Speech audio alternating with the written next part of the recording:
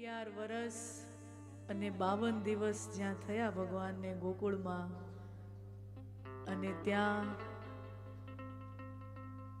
મથુરા નગરીથી અક્રૂરજીનો રથ આવી ગયો.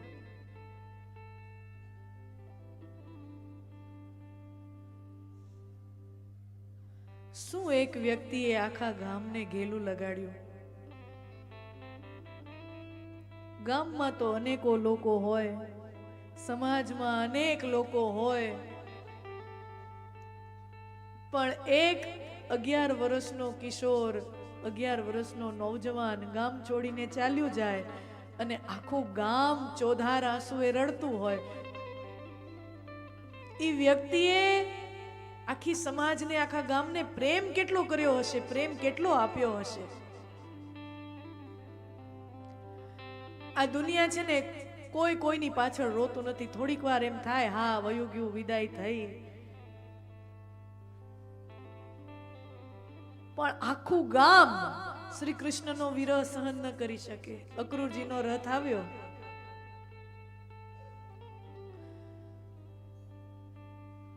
ભાગવત એ વિશુદ્ધ પ્રેમ શાસ્ત્ર છે. प्रेमी हृदय में क्या क्या संवेदना होती है. विरहनी पीड़ा શું હોય ने, અને સાચું કહું તો વિરહ સૌથી મોટો સંયોગ છે. विरह से बड़ा संयोग और कुछ हो ही नहीं सकता. जे पासे होय ने घणी वार एनी किंमत न रहे. जे दूर चाल्યું જાય ને પછી એમ થાય, અરર આપણે તો ટ્રેન ચૂકી ગયા, આપણે મોકો ચૂકી ગયા, ટ્રેન ચૂકી ગયા, હાથમાંથી નીકળી ગયો. वियोग से बड़ा आंतरिक संयोग और कोई नहीं हो सकता.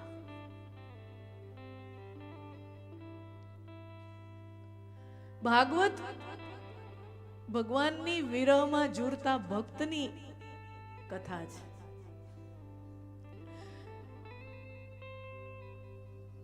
અગિયાર વર્ષ 52 દિવસ થયા અને ભગવાન મથુરા ચાલ્યા ગયા. એના પછીની એક કથા છે.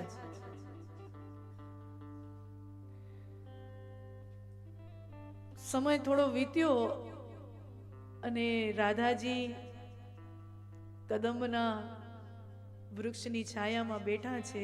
એ જ વૃક્ષની છાયા જ્યાં ભગવાન બંસી બજાવતા અને બધી ગોપીઓ ભેગી થતી. હવે તો ભગવાન નથી, મથુરા ચાલ્યા ગયા. રાધાજી ત્યાં બેઠા છે, થોડી ગોપીઓ સખીઓ ત્યાં બેઠી છે, અને એક ગોપીનું ધ્યાન રાધાજીના પગમાં પડેલા એક ઘાવ ઉપર પડે છે. અરે રાધે સખી, આ ઘા શેનો છે? તો કે આ ઘા, અરે આ તો કનૈયો જ્યારે આપણી વચ્ચે રહેતો ને ત્યારે એના પગના અંગૂઠાનો નખ મને લાગી ગયો તો ને, આ એના અંગૂઠાના નખનો ઘા છે. પણ રાધા, કનૈયો તો આપણું ગામ છોડીને ગયો, એને કેટલો સમય થયો, અને ઈ નખનો ઉજરડો હોય, નખનો ઘા હોય, ઈ આટલા દિવસ રે, ઈ તો સાજો થઈ જાય ને. નવી ચામડી આવી જાય, નવી પોપડી આવી જાય, ઈ તો સાજો થઈ જાય. ઈ ઘા હજી આવો હોય? તો કે નખનો ઘા તો કેવો હોય, ઈ તો સાજો, એનીમાં રૂંજ આવી જ જતી, પોપડી ચામડીની નવી આવી જાય. પણ જેવી નવી ચામડી આવે ને, એવો હું પથ્થર અને કંટક લઈ અને વળી પાછો મારા ઘાને એવો તાજો કરું. વળી પાછી એમાં રૂંજ આવે તો વળી પથ્થર અને કાંટો લઈ અને ઈ જ ઘાવને વળી પાછો તાજો કરું. પાગલ हो गई हो क्या? ગોપીઓ પૂછે, પાગલ, ગાંડી થઈ ગઈ છે રાધા? ગામાં રૂંજ આવતી હોય, સાજુ થતું હોય, એને વળી તું તાજો કરે? દેખીતી રીતે છે ને આ ગાંડ પણ લાગે, આ પાગલ પણ લાગે, બટ यही પ્રેમ है. રાધાજી કહે, સખી, ઈ નખનો ઘા તો સાજો થઈ જાય, વળી હું એને તાજો કરતી. આમાંથી જે વેદના થાય ને, ઈ વેદના મને મારા કનૈયાને ભૂલવા નથી દેતી. આ ઘાવની પીડા મને મારા કનૈયાને ભૂલવા નથી દેતી. જેવી જેવી પીડા થાય મને મારો કનૈયો યાદ આવતો જાય. આ મારા કનૈયાએ આપેલી છેલ્લી નિશાની છે મારી પાસે, આ એનો ઘાવ.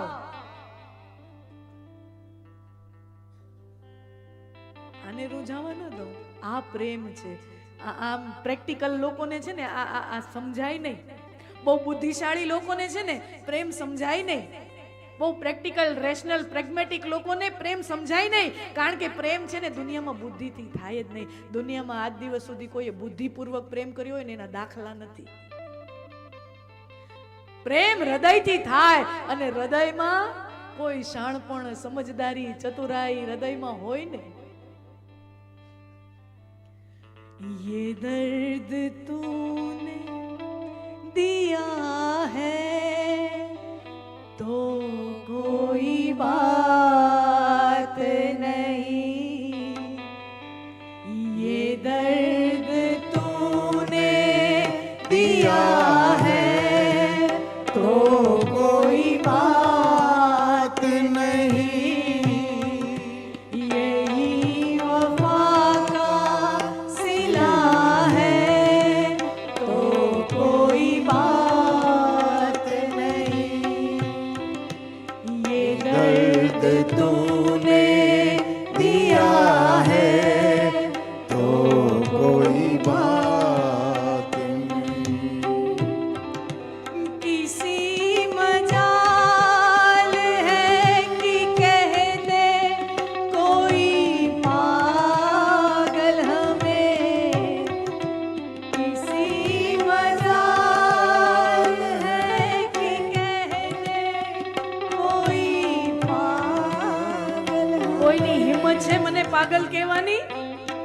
કોની હિંમત છે કે કોઈ મને પાગલ કહી જાય? પણ ये अगर तूने कहा है तो कोई बात नहीं. ये अगर तूने कहा है तो कोई बात नहीं. ये दर्द तूने दिया है तो कोई बात नहीं. આ પ્રેમ છે. શ્રી કૃષ્ણ પ્રત્યેથી મળતા મિલનના આનંદને અવિરત ઉજવે છે રાધા, અને શ્રી કૃષ્ણ તરફથી મળતા વિરહની પીડાને પણ અવિરત ઉજવે છે રાધા. श्री कृष्ण से मिलन का आनंद मिला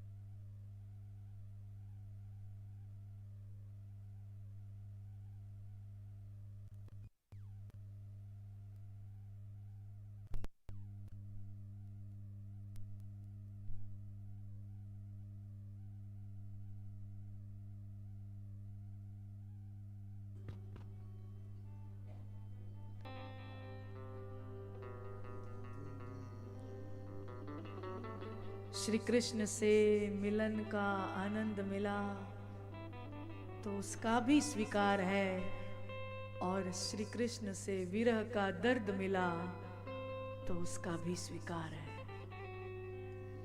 स्वीकार ई परम प्रेम છે.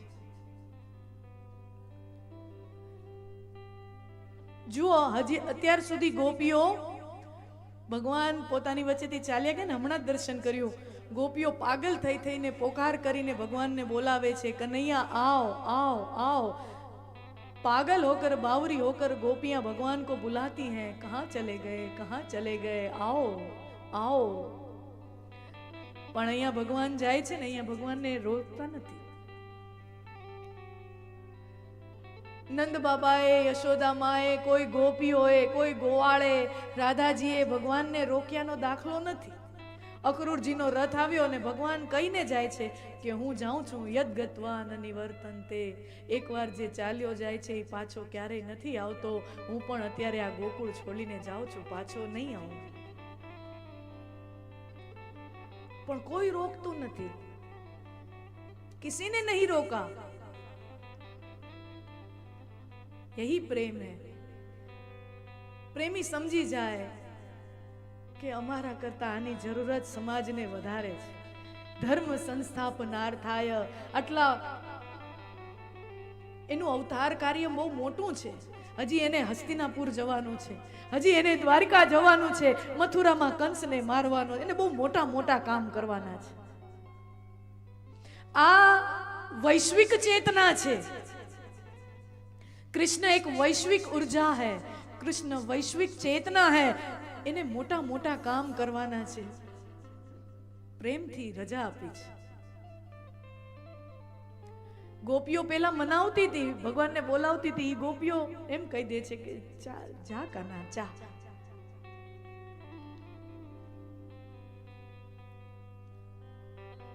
इंतजार हमेशा रहेगा, इंतजार हमेशा रहेगा, बस अब आवाज नहीं देंगे. तारी राह जोशुं, तारी प्रतीक्षा करशुं, पण तने क्यारेय बोलावशुं नहीं. भगवान मथुरामां घणा वर्षो रह्या हो. द्वारकामां तो बहु पाछळथी जाय छे.